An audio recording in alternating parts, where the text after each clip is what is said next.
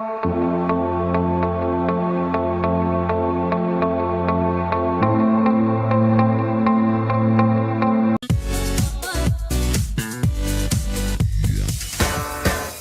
would probably say that I would be interested in playing Faker. He's the mid laner for SKT One. He's super hyped up. I watch him play very often. I think he's very good, and I think that'd be a tough match to play against.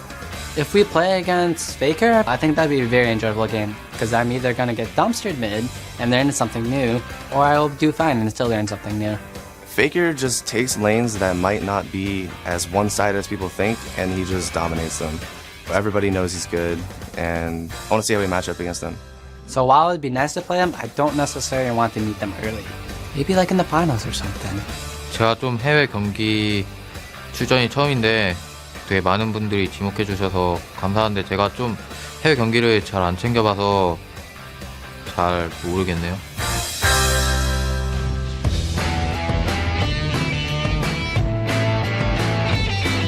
World Championship coming to you live from Los Angeles, California. Just minutes away from the showdown between OMG and SKT T1. But first, I'd like to welcome Team Solar Mid's Reginald to the interview lounge.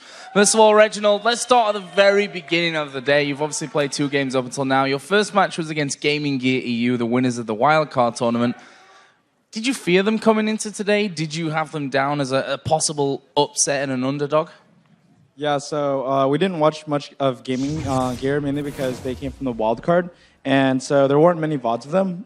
So we just came in, and we didn't want to take any team lightly. But anyways, the match went kind of wrong at level 1. Like, I got chunked really hard, and then I went middle, and the Gragas was already level 2. Mazarin played really well middle, and we got a couple kills up. We got Dragon and managed to close out the game. They played fairly well, and yeah, so the second game against OMG, I just fell behind. The nerves got me. I was really nervous, and so we lost. But they're really good, and I just think that we just need to step up our game a little bit, and we can probably get them back next time. Talk to us a little bit about that one, because I'm just asking the questions that the community wants to know here. What was with that Sona first pick? Why not Ari, for example?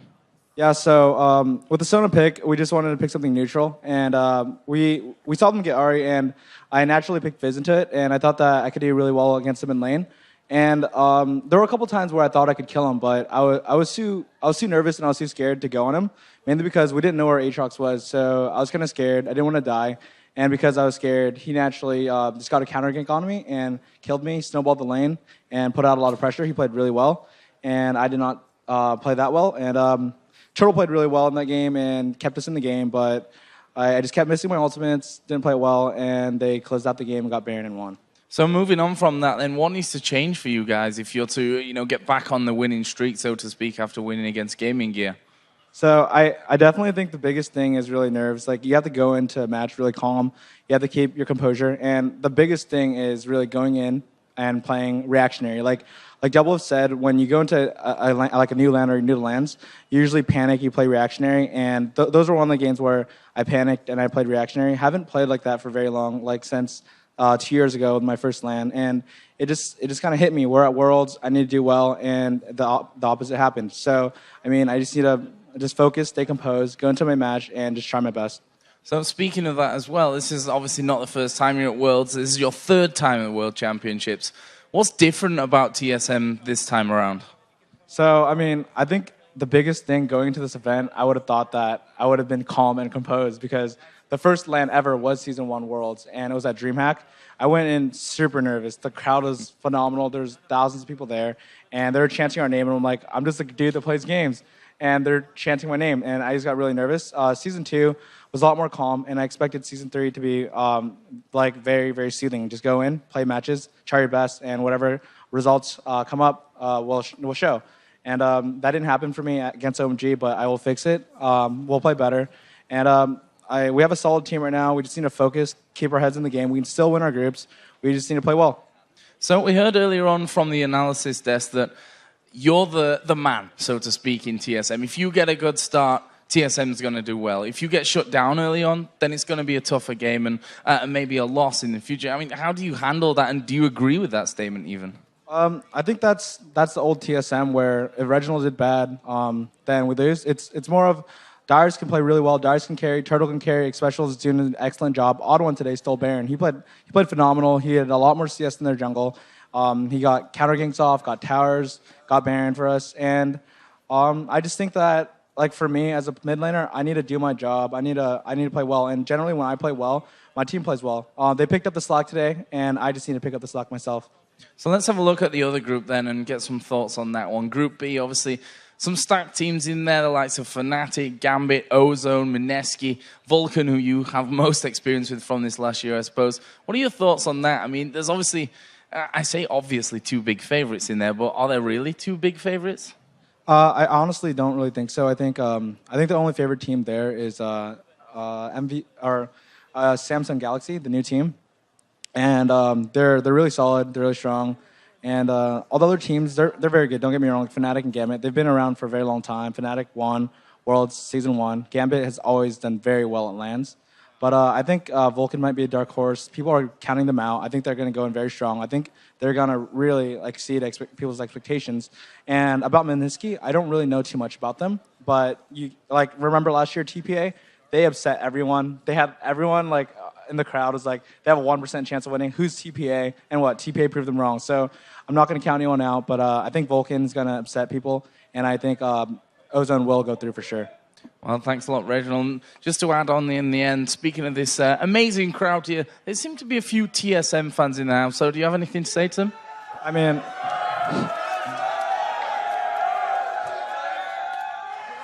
so I just want to thank all the fans to come out here to support us.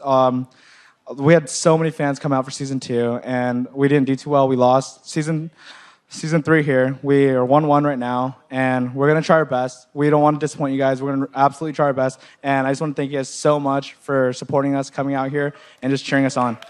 Thanks a lot, Reggie, and good luck in your games later on as well. So we're going to head over for our next game to Kobe and Riv for the next game in the group stage. Thank you very much, Joe, and let's get right to it. Our fifth game of the day, and it should be a good one. China's OMG versus Korea's SK Telecom T1. This is a matchup of the two favorites in Group A, as most people would say, and both teams proved this by dominating their first game wins. Yeah, SKT used unrelenting aggression to muzzle the Lemon Dogs, while OMG won every lane and turned their game against TSM into a bloodbath, racking up 32 kills in 39 minutes. It was an impressive use of force by both OMG and SKT. And while this matchup features two of the best teams here at Worlds, it also features two of the best mid laners in the world. Yeah, both OMG's Cool and SKT's Faker won the MVP awards for their respective leagues. They also both played Ahri in their first game here at Worlds, and Faker went 10-3-9 in their win over Lemon Dogs. He shut down Nuke Duck Swain and participated in 19 of SKT's 20 kills. Cool, on the other hand, caught Reggie's Fizz out early and often and ended up with an impressive stat line of 11-2-8. He almost had as many kills as all of TSM combined. And while the world is looking forward to watching these two powerhouses face off for the first time, the players are just as excited to see how they match up against one of the other championship favorites. 我觉得今年的话，中韩比较的有看头吧。 OMG 팀 사람들이 인터넷이나 말하는 거 들어보면 중국에서 잘한다고 그런 소리만 듣고 있어요. 我之前也看过一些录像，就觉得这个队伍没有明显的短板嘛。 자, OMG 팀은 중국에서 되게 세다고 평가받잖아요. 다른 팀들보다 더 좀 위협적인 팀이 될 것 같아요. 韩国的他的个人实力会比较强，然后我们中国是比较注重团队配合吧，可能会稍微好一点。 그냥 운영이 좀 더 우리나라가 섬세한 것 같아요. 每个队伍都有希望吧，今年我觉得每个队伍都很强。 저는 LA에서 소환사 컵을 들고 싶습니다. And I think that's pretty much the same thing our analyst Des has been saying too. The Chinese teams have great teamwork because they fight all the time and they always want to be in your face. They definitely do. Yeah, so let's see. Let's check out the starting lineups because that is just moments away. On the blue side, it's OMG. In the top lane is Going. In the jungle, Loveland. Mid lane is Cool, San on AD carry, and Big Pomelo on support. On the red side, it's SKT T1. Impact is up top. Bangi's in the jungle. Mid is Faker. Piglet's the AD carry. Supporting is Pumandu. And I think everybody kind of is watching the mid lane in this one as well. It's going to be absolutely ridiculous, and it's really up to, they say Bengi is an extension of Faker when it's, not Faker just making the plays by himself, which doesn't happen very often, but Cool, on the other hand, as well. The same thing. It's really interesting because Faker won't hesitate to first pick his mid champions, but Cool, that's true. Cool has such a big champion pool. He will counterpick very often, and he also is known for making teams even ban out their own mid laners because he plays their own champions. Another thing that people haven't really talked about, yes, these are the 2 MVP mid laners. These teams also both won their seasons before coming here. OMG was 17-4 in the summer LPL. And then SKT also just won Summer of Champions. All right, so we'll have to see what these two have for each other. It is OMG on that blue side. First ban, first pick. Vi has been in quite a few games we've seen. I think she made it in the last one, but it is going to be banned out of this game. Yeah, talking about that jungle mid lane synergy. Yes. It's no secret that Vi is amazing. And they get banned out one after the other, too. Zed going right there. So a little bit of synergy taken out, but no spark taken away from either of these teams. They still have a lot to fill what is needed here. Waiting very, very long for their bans as well. Taking these into consideration. I was going to say Ari's left up here, another assassin on the board, but she gets taken away as well. So you we're can't down think to it, Fizz they're just going to make you wrong. For the assassins. But like I said, both of these mid laners play everything. Faker doesn't have to just play assassins. He plays farm-heavy champions, area of effect, control champions. They're both very, very versatile. And a lot of what we've seen has revolved, even throughout just the World's games so far, the 4 we've seen has been double AP compositions. So we have Ari out, we have that Zed out, which is the AD, so double AP may be even more in our future here. Assassins, or not. Assassins. All banned. SKT looking straight at Cool. They don't want him on one of the very popular assassins right now. Now, TF is up.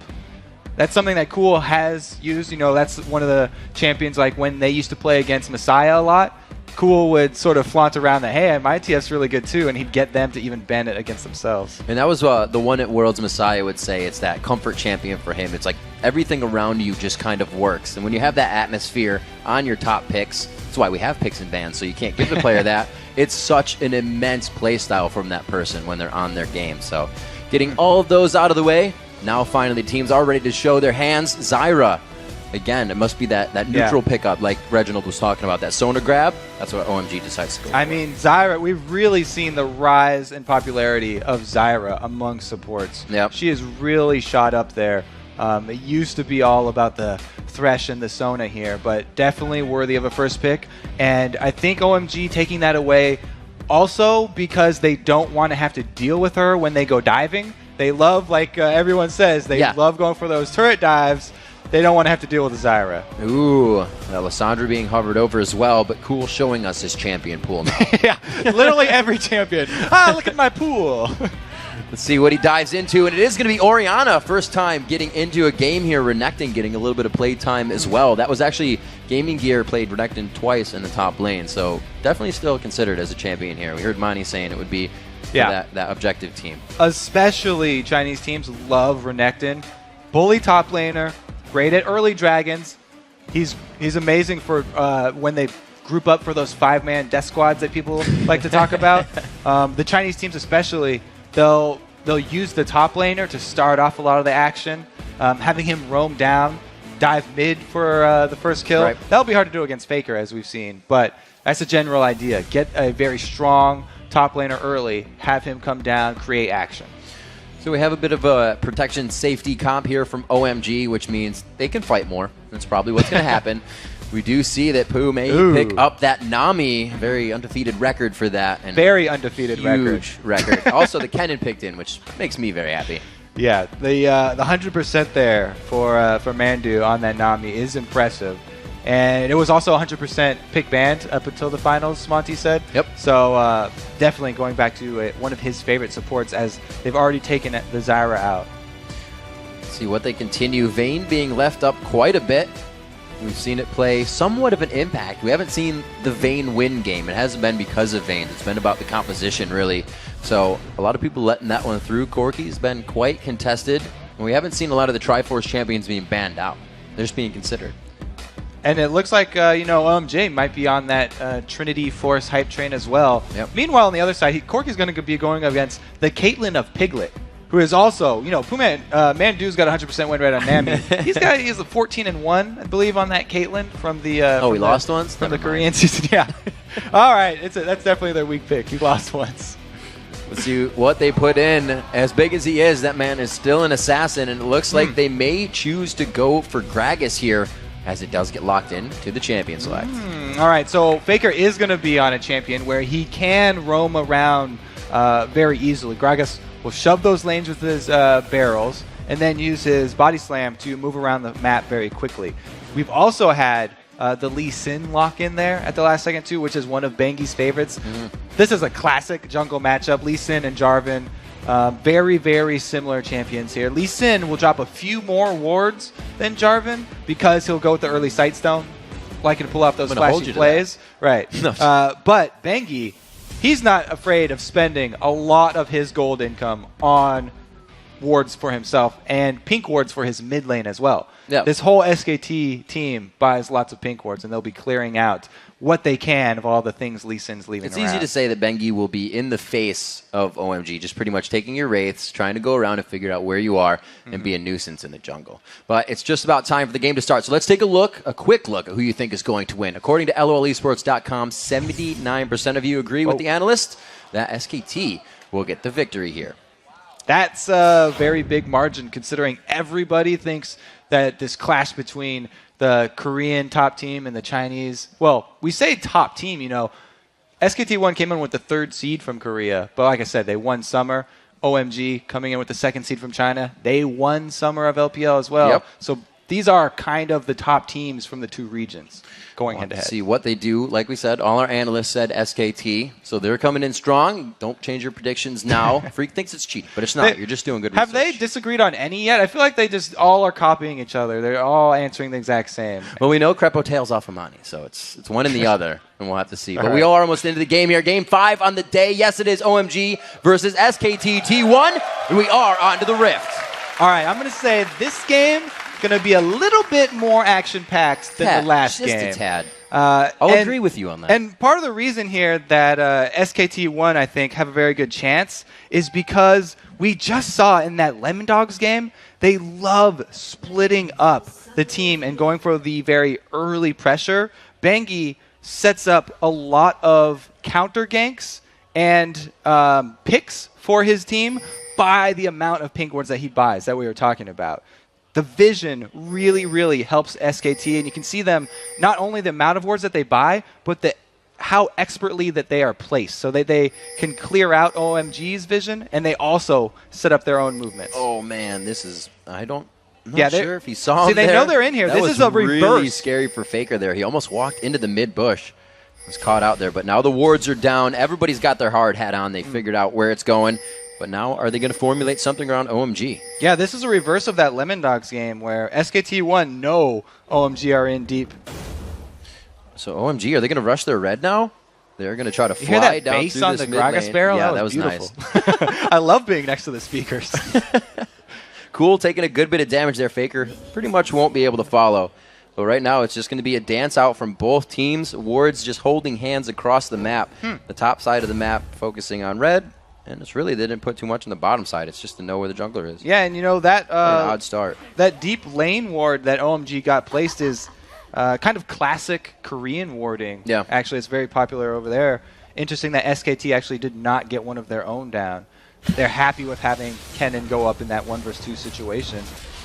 OMG, very aware of all the lane matchups they're picking here. Kennen trying to get to his lane quite fast there, actually, to get a few good pushes on it and try to get himself an advantage of level 2 when he gets into the lane. You can see OMG there maybe having a bit of trouble. We're going to get them locked up and figured out. So in the beginning of the game, pretty much the orthodox wards, we saw wards doubled up on both in front of the red, or the side of the red and back of the red. Top side on the red. So on the red. There's enough red there if you can figure it out. They are at the red buff. All right. Distinguish that. So the information they got from that is going to allow them to go at this Kennen who started the Doran's Blade.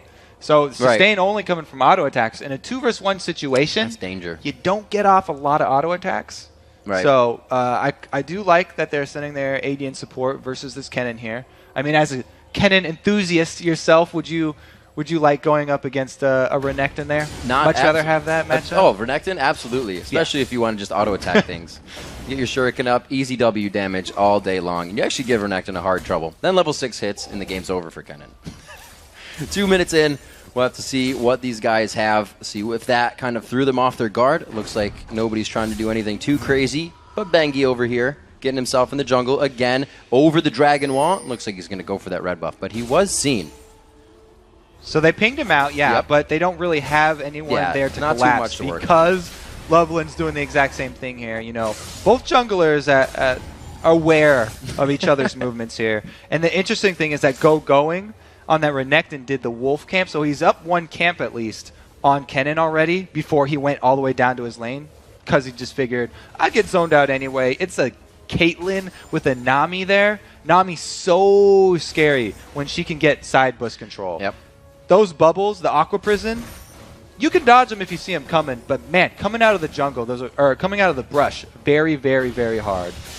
We'll see how Poohman and Piglet play that bottom lane for them to get that control. Oh, what do you know? Already level 1, they knew they had impact back. Forced to flash. You don't take that rush as Kennen to level 1. It looks like he's going to be going down very fast to San there, and it looks like they may be able to continue. Bengi trying to help. This would be a double buff transfer. He hits the Q. He follows the Sonic Wave, and he gets the safeguard out as well. They've just stolen double buffs. We talked about this being classic Chinese meta before in the OMG's earlier game. They again pull off another beautiful 3-man tower dive. They had already forced Kennen back once because he was on the Doran's Blade and he wanted to come back with a ward to prevent this situation, but he was just too slow. And OMG, even this time, without a revive passive jungler, with Lee Sin instead, don't hesitate to go for it. Double kill this time, though, and it gives them a huge lead. They're not going to 4-1. Oh, Loveland wants more. Loveland will take him out by himself here. Loveland, No, he not won't. enough. No, he won't. No, Bengi just he on the won't. outside. And they said, wait a minute. That's too good. Hang on. All right. Let's take a picture. We had a lot of action there. They want to take stock of what's happened. San has sort of stopped moving there on that Corki, so that's probably what the pause is. And he's inches away from giving Loveland somewhere to safeguard to. Right. Don't think he's going to be able to get there in time. SKT1 look like they're getting back a kill right here. And possibly that, if they get the kill, they'll get the double buff. And this is Bengi making the right moves now that he had to be flashed out of that. He did go down, and this is Sans mouse problem as well, to update really quickly. We're getting that fixed out, so you kind of need your mouse as an AD carry, or anybody on the map. But we saw Bengi coming back there instantly, knowing that a kill happened in that lane, and some say, you know, the solo queue mentality, if the lane's losing, you leave it. But he came back, and they may get something off of this now, of that persistence. Yeah, that's a really, really unfortunate time to pause it there. Oh well, it's still going to be an early lead here for OMG, even if SKT is able to answer and They're get true to form and tower get that diving. double buff back. Yeah, I mean we expected before. I was like, oh, great use of Aatrox's passive there. They went for the 3-man dive, and that's why they're still continuing with that strategy. But again, here very beautifully pulled off, and it was because of that lane switch where he talked about Kennen starting Doran's Blade. Going back very early, returns to lane level 1, thinks he can walk into lane. Very good job of OMG capitalizing. And that has to be attributed to the early wards, too. If you see that, know your Kennen's coming with the Dorans, they probably focused on that immediately as well. So just putting all the eggs in the right basket for that chance. That's why people go for those lane wards by the second turret there, just out of turret range. All the way back. So that you can't kill it, but they'll see where you're going. It's a few extra steps. But if you get it, you see what happens. So we have to wait for these guys just getting on sand, making sure that mouse works great, perfectly for Corki to get it. He's already got a double kill, so he's trying to carry the team onto this one. But that was because that red buff steal right after it going top lane was huge coming out of Lee Sin. And they were just able to grab that kill in a matter of seconds, not really allowing any of the other team to react, which means now mid lane kind of has to worry because the jungler's getting kills. We already see level 4 Lee Sin in the top. So it's going to be a little bit of every lane for him to get somebody an advantage. And that's going to be pretty big for them. Yeah, even the duo lane, when Renekton hits 6, he has pretty good all in there when he has his ultimate. As long as he's able to slice and dice to dodge the Aqua Prison, they have a pretty good chance of turning something around, even down in that bottom lane. Just considering how fed Lee Sin's getting this early. We see these compositions for late game. I know Monty always likes to point out, Gragas on the red side, good for Baron Steel. We've seen it before, and it does absolutely happen. It's great to use that as well. But the Gragas and Jarvan composition has been coming out quite a bit. You section somebody out and get the Cataclysm, and but we've seen it more than once already at Worlds here. So it's interesting. They have Gragas, who's going to split the other team apart, and then impact on Kennen here with the area of effect damage. So if they actually split them apart into like a 2-split and a 3-split, that would be ideal, because you want a couple people for that slicing maelstrom, but not too many. So it'll be very interesting how they can combo the Don't want to waste all the good shocks. Oh, okay. So they feel like they're ready. We did have Big Pomelo get into range for that safeguard. So the day was saved here by the support. Big Pomelo able to get those few steps that San could not. And a really good job. They're able to capitalize that with the turret as well. Good damage on the going in the bottom lane. Wow. Knowing they can pressure quite hard with that vision in the top. So they're going to see if San got everything matched up. So he has to try that, right, when it comes out. It's not like he can play during pause. So when it goes in, pretty much testing it for a little bit. They got themselves out. They're not talking during these pauses as well. So they weren't formulating who was going to take that safeguard. They weren't formulating who was going to go for the next kill after the flag toss on either side. You know what Loveland was thinking there, though? He was like, somebody get over here now. I've got about 1 more second to live. Just glare over at your support. You better he was like, move. Come to me, run over here. Yeah, okay. So we got to stop standing up, too. This is they're getting ready. So with that top lane, we did say that leaves the double kill coming in big for San. And he's going to be on Corki. We saw what happened with TSM versus Gaming Gear. Wild Turtle got that Lich Bane, got the Triforce at 13 minutes, and there wasn't really coming back for Gaming Gear. So that's definitely something to note, too. When Gaming Gear had, they were going Trinity Force builds. They had Ezreal, Deadly Brother was sneaking a Vamp Scepter in there before he completed his Trinity Force, and actually delayed his rise in power a little bit. So I think that San, with getting the first 2 kills like that and this huge lead, especially with the global gold from that turret, going to go right for that Trinity Force, try and get that thing as soon as possible, and then they're going to start that roaming death squad that the Chinese like to pull off so much, and make use of that early power from the Trinity Force Ezreal. No, I'm not sure. Corki. Right. I'm not sure if Kennen actually hit level 2 in that fight. So what do they do now? Yeah, he's level 1 still. Yeah. Can you go back to lane? You can't switch him out of lane, because then you're putting him in more death. He's always going to need help, or is that the lane you're kind of like, good luck, brother? So now comes the point where got to look at how they left the minions. If the Chinese team was very careful, then it won't be pushing too hard. I think it is headed toward SKT's side. So SKT have this decision right now. Do we freeze this lane, just try and last hit at the very end of the minion life, or do we try and shove it back in and then get it as far as you can bring go? Kennen back down. Usually, you'll like to, if you can, defend the dragon and defend your other objectives. Just try and freeze it there so that you can get your solo laner back into the game. Get Kennen some levels up so that he'll at least get his ultimate in time for the dragon fight. And the good thing always about Kennen, you get a Zanyas on him, he can pretty much make an impact in a fight, especially, like we're saying, with the Gragas, with the Jarvan, being able to zone a few people out. And Kennen's ultimate allows him to be safe as well, if you just want to put people on the outside of it. So Impact still not out of it yet, but super hard time. Level 1 with level 4s surrounding him right now constantly in the game. We are in a pause to get Sans mouse fixed. If you're just joining us, we are right now into OMG versus SKT T1, right in the beginning of the early game. Yeah, and the counterplay there for if they do freeze the lane is either sending your AD support that are now super beefy with that early damage to go shove down another turret early and just knock them over like dominoes, rotate around to get all of the outer turrets out, or send in somebody with Lee Sin there for some sneaky plays and assassinate the Kennen who's just trying to freeze the lane. Kennen's very slippery, though, so that would be fairly difficult as he's about to hit level 2 and grab that lightning rush. All right, so let's take out that mid as well. It's going to be Gragas, Orianna, but they're not matching it like that just yet. They haven't, well, they're matching it like that. They haven't fought each other, I should say, just yet. We can see Go going with that solo experience in the bottom lane. He has got himself a level over them right now and just continuously chugging the potions on top of his Doran shield. He should be safe. It's really the worry for SKT to put pressure on this lane to keep it off of Impact. Yeah, and Go going is doing his best down there, just trying to CS under turret.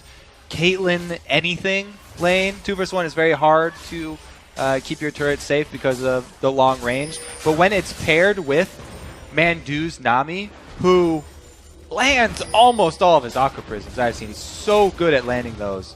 It's even more dangerous because if Renekton does ever go aggressive, even try and stun her or anything, then he can take an Aqua Prism to the face. By the way, a lot of people, the reason that Aqua Prism is so hard to land, even short range, is because it still has the same travel time as a full range Aqua Prism. Yeah. So it just kind of floats You there. think it's going to get there? It's unnerving the first couple times, but once you get used to it.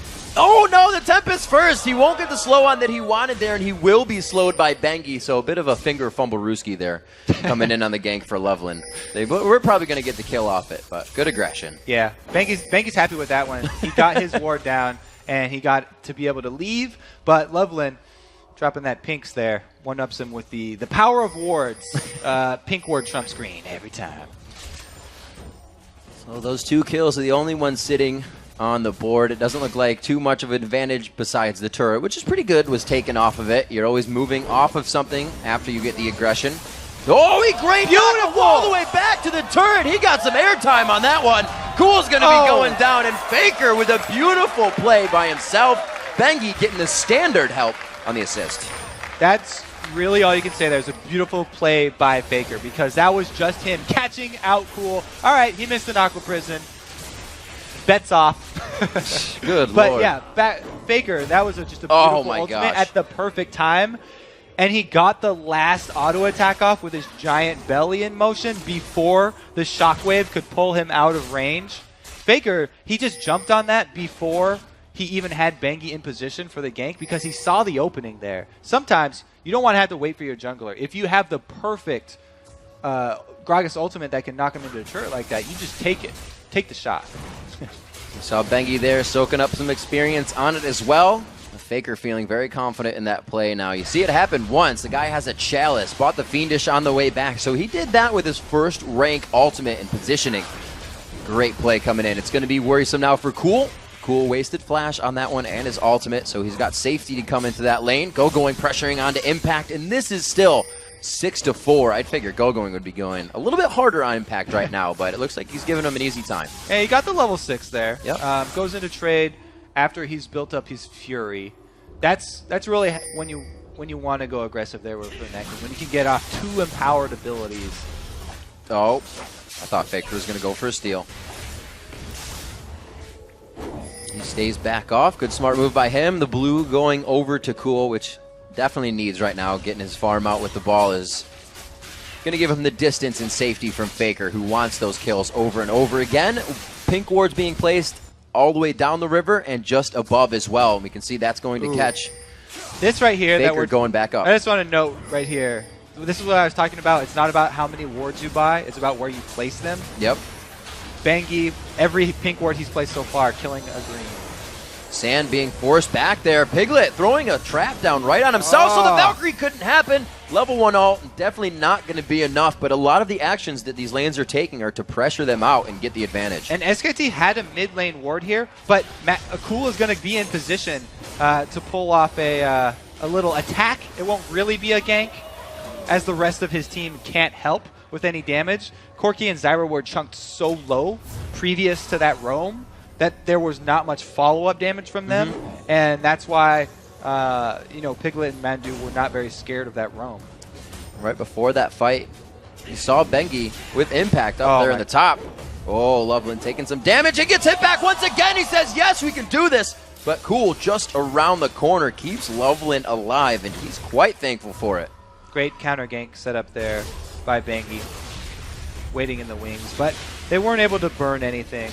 Right. A substantial flash down here for Loveland. Faker allowing these blues to just go, still knowing he has the aggression, that Drunken Rage on, going to give him a bit of those resistances. But his 2 spells definitely a little bit more powerful show than what Cool has coming out here. Yeah, so Faker on Gragas. Gragas already has his own mana regen with the Drunken Rage, but he's also rushed the Chalice. So he's fine giving that away to Jarvan. It does give Bengi extra experience, but it's very important to have cooldown reduction on Jarvan so that he can pull off more sneaky ganks, getting the EQ combos. Pings going down in the bottom lane for SKT. I feel like something may be coming here, and they do have eyes right now.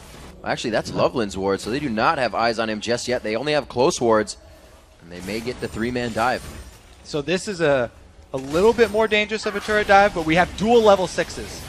Quite big. Where's the Aqua Prison to come out? Piglet goes down. Stranglethorn can get him just on the edge. Is there a kill there? The barrier comes up, and it's going to be the resonating strike from Loveland.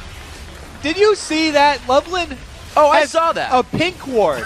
He used, that was not a waste. Not a waste. Let me rephrase that. He used the pink ward right there just for the jump to make that play happen. Jat was saying, with these teams, the Chinese and the Koreans, the mid laners, the junglers pick up a lot more pink wards. We can see it here. We saw it affect the game just a bit ago. And once again, connection on the Sonic Wave and resonating strike to harass and aggress down to the SKT. OMG in a very good position right now. Loveland doing a great job getting both of his side lanes going here. He was lauded as basically the best, if not the second best support in China, and having moved over to jungle. See, that was the pink ward he used just to get in position for this kick, and Piglet doesn't have enough movement gap closers left to get out of the range of that Zyra ultimate. It was just a beautiful Zyra ultimate placement, long enough so that the 90 caliber net wouldn't get him out of the range, and then another resonating strike dead on there for Loveland. I could just feel Loveland smashing his Q. He wanted to hit the ground out of that bubble so hard, and he got it and ran with it. 11.5 minutes into this. It's just about a 2.5K gold lead. Faker again simply pressuring Cool out of lane. These are the mechanics that people are always citing with the Chinese teams, because they often they seek out these fights so early and so often. They have a lot of practice pulling off the moves like that.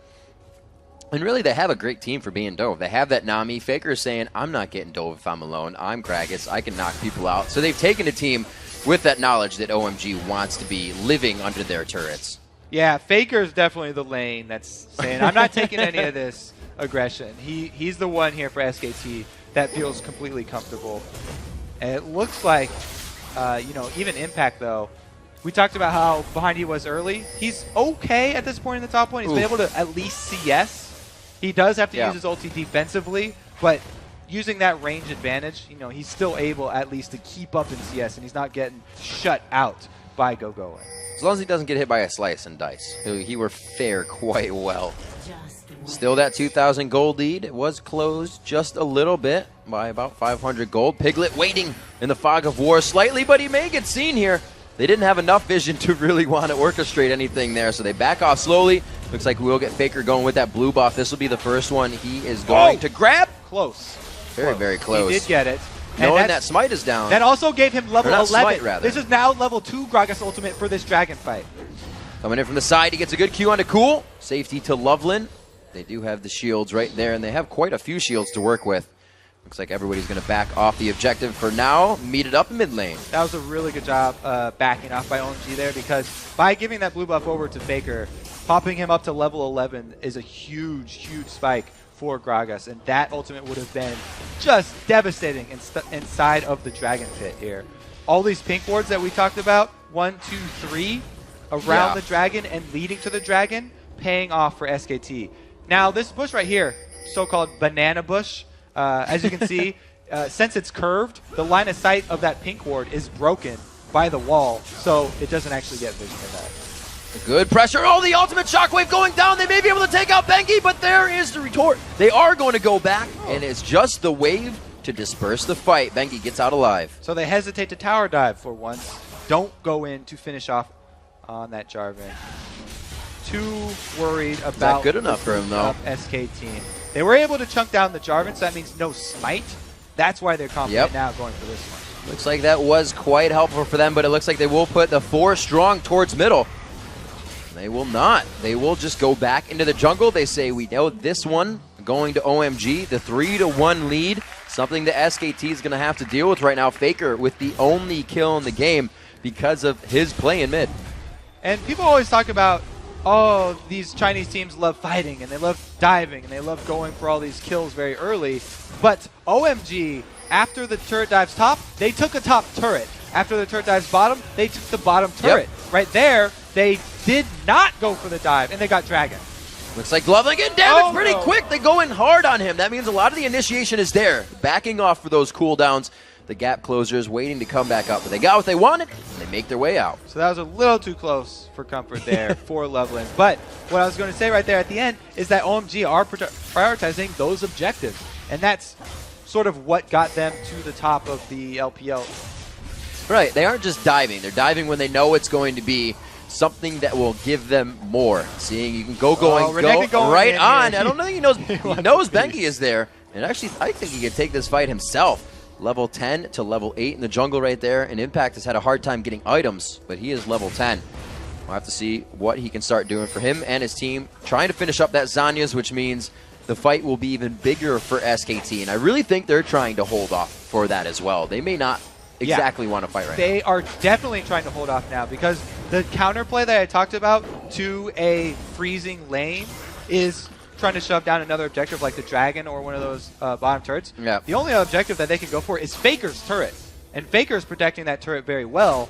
So SKT feel very confident. They can have Impact freeze this lane up here. Faker is in trouble. Faker going hard on the cool, but Loveland was right there. I think Faker realized that with the amount of play that was still going into it. Gets himself out with a body slam, but flashes, ignites, were burned there. We'll have to see if they keep going. Going so close to getting caught up there. Yeah, Mandu saved the day right there. Faker still sitting around with very low HP, just trying to throw the barrels. And they are going for his turret. They're taking so much damage off of going really deep here. Finally getting the turret, but they're answering back with a bit of their own.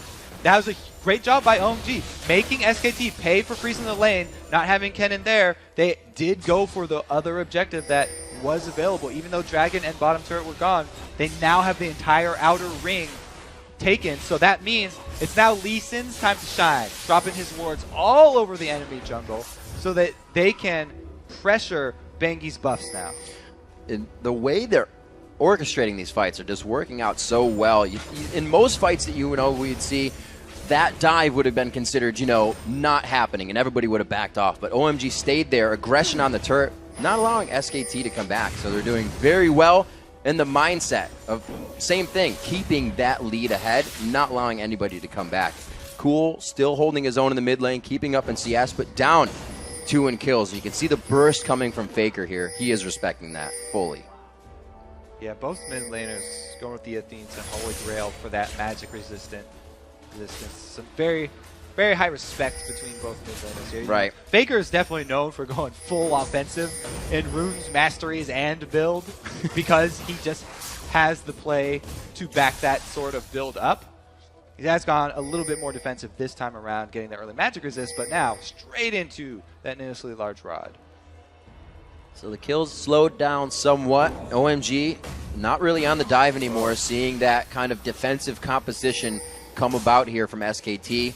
They are still getting the turrets, but the dives aren't as big. And this is the next buff coming up. Blue buff here, very important for both of these guys. OMG rotating down. Kennen is furthest away, so SKT are backing off. Besides the first buff, everyone has been contested so far, and Loveland grabs that one up as well. OMG is going to walk out of the jungle with this. They went on that just with the vision of them moving. They didn't have the ward yet until they got there. They denied it from Faker. That's pretty big. They weren't able to put it on Corki, who is actually their preferred blue buff holder right now, even over Orianna, because Corki, post level 11, when his ultimate is level 2, it's extremely strong, and cooldown reduction speeds up the time at which you can acquire new rockets, so you charge them up faster, and you can also shoot them faster. It reduces the shoot time for them. So his power spike with cooldown reduction is huge. Not to mention all the mana regen that he'll get, and he'll literally. That's a good thing. And sometimes something people don't consider much is that cooldown also means more damage because you get to do it more, as long as you have the mana. Bengi with Loveland just in the shadows. He will connect. And he will say, I'm here, high five. All right, disperse. 3-2, 20 minutes coming in here. OMG now on the second tier of every lane in turrets, and SKT trying to hold that off, but still waiting for that composition to come about. The Zhonya's is now finished, but Impact is being forced to always cover this top lane, so they can't really get use out of the Kennen AoE, along with the Gragas AoE, along with the Bengi. So they're waiting for those fights still. Yeah, and it's really, that top lane is just Impact just scratching for CS, just trying to hold off this Renekton up there. He's been able to get himself, back up to even. Yeah, what's been done? He's fared quite well. But the minion wave is always pushed to the turret, and it allows OMG one lane that's continually pushed, so they get the vision, and they constantly have the pressure on that top turret, enabling them to make moves in this bottom side jungle. They're just taking complete control of the vision over here, setting themselves up for another double blue buff situation. 20 minutes into this game, some fantastic CS over on Whoa, Cool. Face check. There it is. Is the Shockwave come in and the Stranglethorn pops them up, but there's not enough to finish. Oh, he flashes the wall. The Slicing Maelstrom to enter back into the fight. This is Impact getting himself in. The Zanya's coming into play, but is there the burst damage to take him out? There is. They finalize the kill. Bengi's in and out of his own Cataclysm. Piglet on the outside without the range to get the damage down yet, but now they're able to kite. Gogoing trying to make his way into the fight. Loveland, gets taken out by the left side barrel. The hook barrel from Faker, the no-looker. Gogoing still in pursuit of the fight. Bengi very low. Piglet trying to kite as much as he can. Cool just on the backside. He's not shielding Gogoing. Throw the shield on him. He didn't have it. He put it on Sand. Oh my gosh, but they still come up with the kills. What? Okay, so they sacrificed the life of the Croc there for Sand. Yep. Sand was able to pick up another kill. It was a good choice off of that. It was a good choice. In retrospect, yeah. Okay, so let's take a look. Faker had checked with his barrel. That's why he was confident walking into that. But Loveland right there, he tries to jump 2 inches to this ward, and Faker hopping over the wall. Right now, Impact is going to just get bursted because Loveland already landed his Sonic Wave. Yeah, and then again, the no-look Faker barrel over there to finish off Loveland. It was very well played by SKT. They need to get trades, even, because they are behind at this point. So they're looking to try and get some way to even just get a few more seconds on the clock here. Oh man, both teams clawing each other's eyes out in that fight. Both of the kill scores going up. 32,000 to 28,000 right now. You see that 4K gold lead coming into play that OMG has held pretty much all game so far, and it started with the pressure on Impact in the top lane. They needed to find it somewhere, and they did. We'll have to see if it's enough to take the game.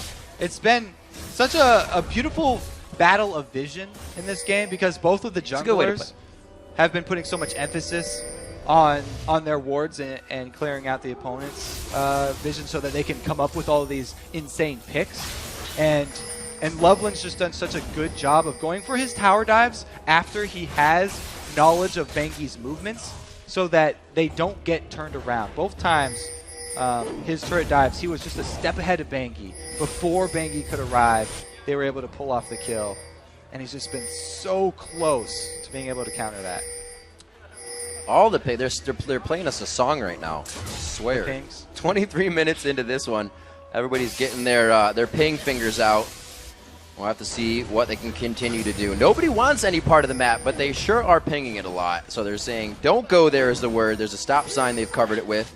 Looking at the items here, Triforce to Infinity Edge now. Piglet getting his Caitlyn into position to really start carrying the game. But the fights are always moving. None of the AD carries have had a big impact. And right now, the AD carry here for SKT's got his Infinity Edge. Yep. So Piglet at least will have the possibility of coming in with some large crits. Well, up till this point, it's been all San. San getting an early double kill and turret because of the very strong early gank there from Loveland. Just meant that this has been his show for the first 20 minutes. His show at OMG's jungle. They're moving around constantly to make sure there are no wards. They're not just saying, we own the jungle, we may escape on a ward and they'll see us. They're making sure there's nothing there whatsoever. And the wards that SKT has managed to get by them are by Dragon, or ones that aren't affecting the game right now. And OMG have had Renekton up top split pushing for the most part, and keeping Kennen up there is a pretty good trade-off because then they don't have to deal with the Slicing Maelstrom disrupting their squishier targets. But now even, they've had San split pushing down bottom because he is so strong in that Corki right now. They're feeding even more minions onto him, trying to get him up to Cool's level. Faker still with his team's only 4 kills and a participation in 19 out of the 20 in their first game. So Faker, like Monty said, Faker, playmaker. It is a true story. It is a true story. It is also risky having all your money on Gragas. Yeah, it's true. We've talked about that. If Gragas misses his combo, his ultimate, if he just misses his ultimate or only hits, say, one person with his ultimate, even if he doesn't miss, they can still lose that team fight because so much of the money is concentrated on Faker. If Faker does not hold true to his name and he does not perform amazingly with his ultimate, then it's going to be very, very hard for SKT to come out in one of these team fights where OMG, with the way that they execute them so beautifully, are not going to let that lack of damage go. We see our first, not attempt at Baron, but that thought. They are getting some wards down, making sure everything is clean, cut, and dry at the objective dance. A minute and 50 left for Dragon. It's gone back and forth so far. SKT, looks like they have their levels up as well. A lot of 15s, level 11, level 10 in the jungle. So these fights in the favor right now of SKT with the gold lead and a bit of that level lead. And it's getting very scary for SKT now because Going is getting so tanky that he will be able to dive to the back line. He's going to be just going after Piglet with the objective of just disrupting the auto attacks from the Infinity Edge Caitlyn. If he can get her running most of the time and just disrupt the auto attacks that are coming from her, then the rest of his team is not going to have to worry about that much damage. It's just going to be the AoE magic damage. Ooh. Wow! Yeah, and that's how fast it happened. Okay, so that happened. There's no more support on the table. Beautiful job by Cool. Faker even tried. So this is the thing, though. He uses Shockwave. Yep. So yep. That is at least a cooldown, a very important cooldown that won't be here for OMG. It is a very big cooldown because a lot of what happens with SKT is displacement, is allowing your team to pinpoint that one person. So if Cool can't ring them back in and allow his team to get to safety, they may not even want to fight this one either. We can see him clearing the camps. Loveland actually has worn a path in the jungle. He's not been fighting anybody lately. He's been clearing wards with an Oracle. And I guarantee he's made that money back so far because he is left and right. But here, the bad spot. They do want to engage. Strangledoring goes down. That is a huge dissonance in ball movement coming in from Cool. But they all get pushed back. Cool just went for another ride, and now they may be able to engage. Piglet, Faker, and Impact now grouped together. But it's Going coming in. The Shockwave misses. Everybody was out of range of Going, but the damage is still there. OMG is putting fear into SKT. Now Piglet's really far in front here. These guys still trying to engage / back off, and they finally figured out that they don't want to fight anymore. It's 2-1. Loveland's down, and that's really been an impact of their playmaking. Okay, so SKT right there, what they were looking for is an opportunity to get back in this game by picking someone off, and that's why they went for that fight overextending. The reason that they did that is because of all the work that Loveland did clearing out the vision in this lizard side jungle for them. They had no idea that Renekton and Zyra were going to come from the top and flank them. They were just looking at what's in front of them with all the vision that they had, everything, all the information that was available to them. They felt like this was the point for them to make their move, get back in. But because Going had not recalled and he was still there, they were able to turn it around. All right, Kobe, so I got to say it right. Lee Sin did pick up the Sightstone, and he is going to be putting more wards down than Jarvan. So you got me there. I gotcha. He also is getting more oracles. Yeah, that's a guaranteed as well. However, Jarvan has the aura item. So he's bringing to the table area of effect magic resist and a little shield. Yep. See what comes into play if they even have Bengi in the next fight. It has been OMG trying to pick off SKT at any given time. Still moving in a pack in the top lane. You have Going and Loveland, both good at gap closing, both good at taking out somebody by themselves. But together, that is a huge force. With Caitlyn in the bottom lane, we're seeing pings for a Baron dance here. Make sure it's clear, make sure they may be able to do something in a few minutes. And the play that SKT is going to have to rely on here is going to come from Faker. And he's the one with the burst damage. He's the one with the surprise abilities. Everyone else on that team is fairly predictable damage. Caitlyn's gone auto attack build where it's the classic Infinity Edge Phantom Dancer. That maximum potential damage. Yeah, the later game crit damage there. Just wants to be constantly firing auto attacks. And Kennen has, true to most Kennens, has rushed that Hourglass, which is not a huge damage spike. And it also, while it's safer, it does root you in place. give the team a little bit of time to assess the fight, as well as let Kennan's cooldowns get out and come up. But that's going to be a big focus when he goes in if that Grag Assault cannot disperse. A lot of things have to happen for SKT here to get into these fights. But OMG is probably going to make that happen for him. They're just going to have to react quickly enough. 45,000, 45.5 now to 38.5. So you're seeing a 7,000 gold lead. It has not gotten any smaller. SKT has not been able to close that yet.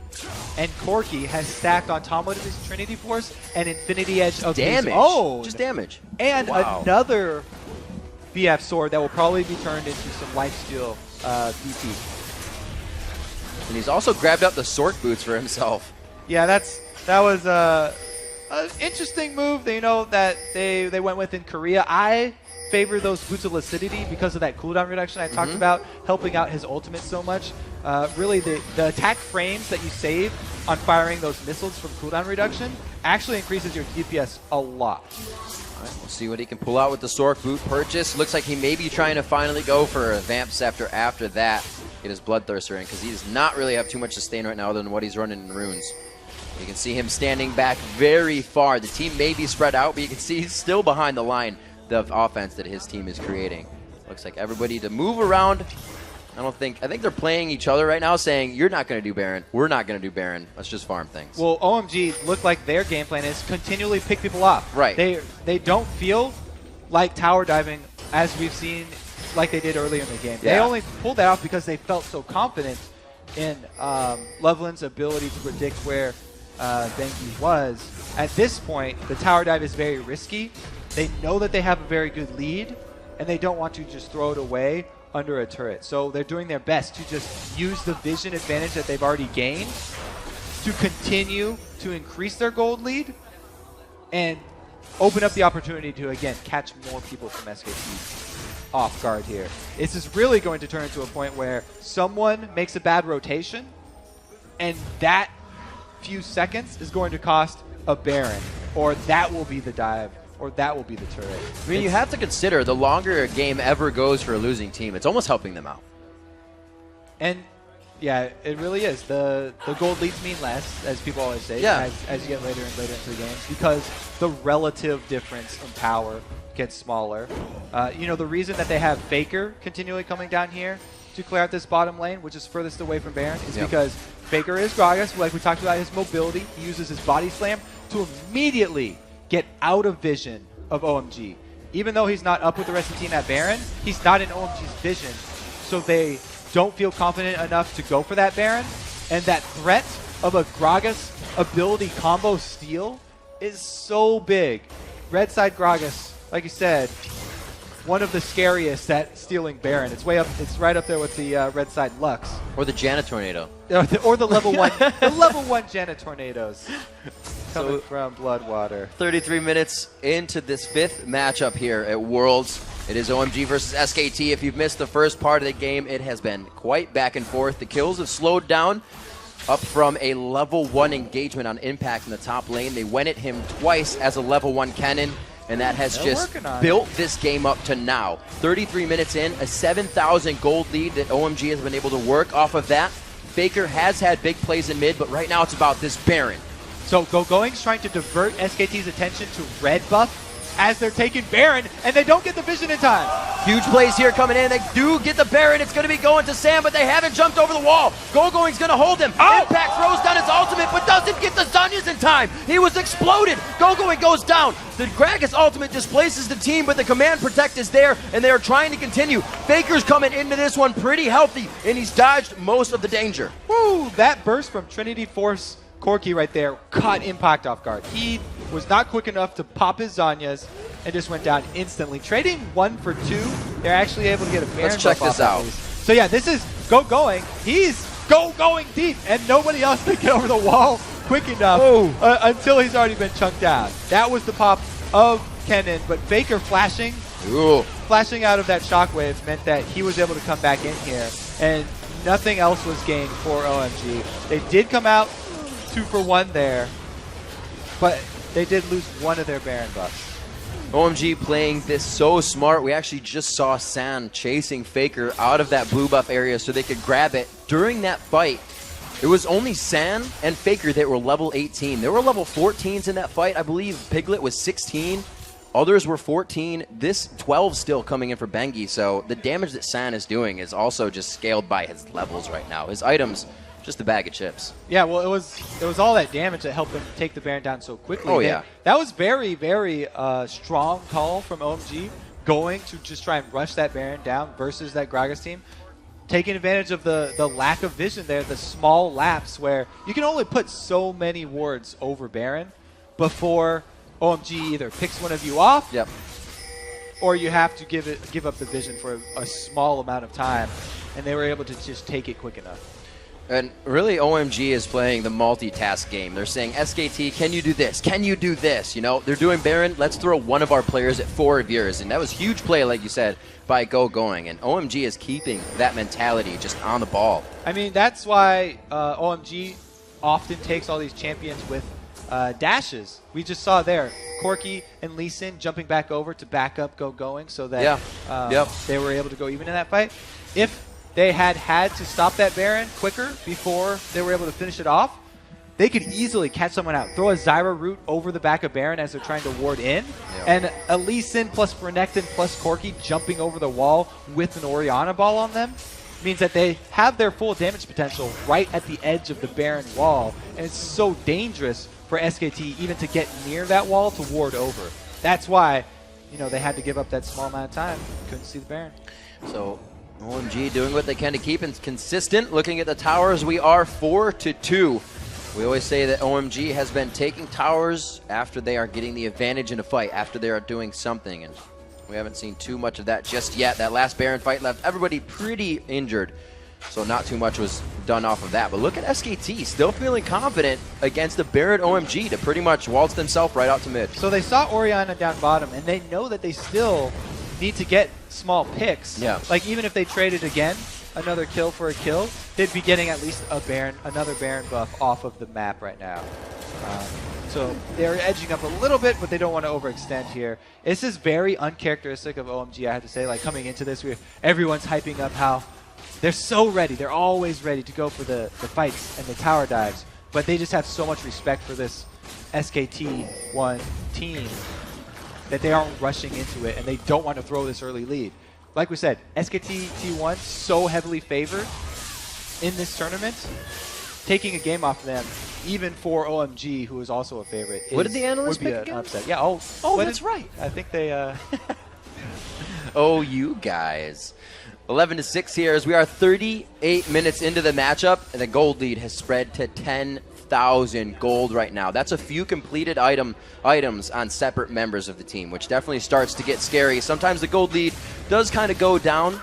It doesn't go down, but it means less. But right now, at 38 minutes, it's going to mean a lot. It's going to have to be another 15-minute spread for SKT to get those full items in and really start to make a bigger impact on these fights. And like I said, I think we're going to see more of the same here from OMG because they don't really have a super hard engage, but they do catch Faker. And again, that was a great flash. Flashes the shockwave. That's the second time this game.